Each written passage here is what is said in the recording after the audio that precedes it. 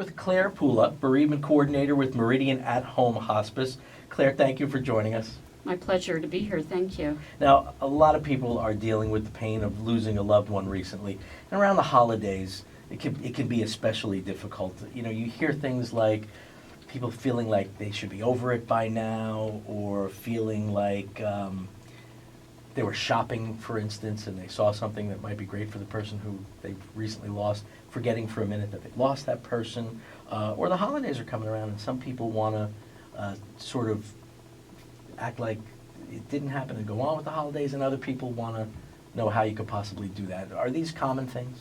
Those are very, very common concerns. Those are things we hear a lot. And people sometimes are feeling a little bit better as time goes by after a death occurs. But the holidays absolutely bring everything back into very sharp focus. And for many people, it's a milestone. It brings back a lot of very specific memories. There are lots of sensory things that happen with food and music and smells of all kinds. So it is very painful for people. And people often find that they are grieving more intensely at the holiday time. It's very common to forget from moment to moment, and people do find that they're out shopping and they can be at the checkout counter and realize, why did I buy this sweater? At the same time, those can be very good opportunities to honor a deceased loved one's memory. Perhaps if one does accidentally buy something or see something that a loved one would have loved, to donate that to a shelter or to give the money one would spend on a present to your loved one's favorite charity. Are there rituals that a newly widowed person could use to get through the tough days?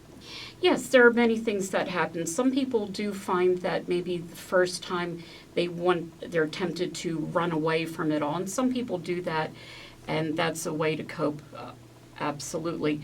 But other people do find that they want to incorporate some sense of their loss into the holiday gathering. So they might have an empty chair at the holiday table. They might light a brand new candle in the person's memory, raise a toast, perhaps write down memories. Say it's an older person who dies, and they might want to have some of their legacy passed on to the younger generation. So this is an opportunity to gather some of those memories, some of those important bits of wisdom from the one who has died, and to pass them on by writing them or videotaping them. Now, Claire, speaking of the younger generation, what about the kids? If they're going through this for the first time this year, it's got to be tough for them also. It is very tough, and sometimes because children are very resilient, people worry or think that they're actually not grieving. Children are grieving. They're very aware of what's going on.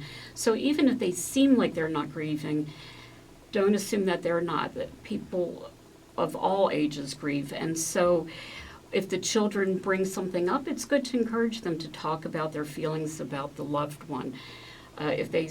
And to certainly use very specific, clear language, not to say grandma is sleeping, because then they might be afraid to go to sleep, but to use the word dead.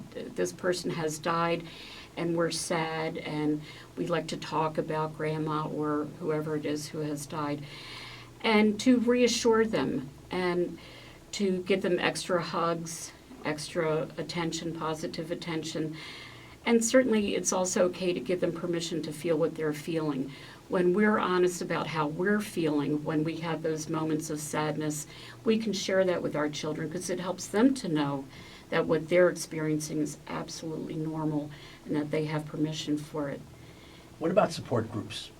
There are support groups around the Ocean County and Monmouth County area. Meridian at Home Hospice provides several 6-week groups during the course of the year, and there is one in the Manahawkin area starting in January, and we have others throughout the year. So if people want to call and get their name on one of our lists, they're encouraged to do that. Also, Ocean Medical Center has an ongoing group that meets twice a month, and there are various other groups in the area. The Barnabas system has some as well. Again, Meridian has, Bayshore has a group that goes regularly. And they can get all the information at the Meridian Health website.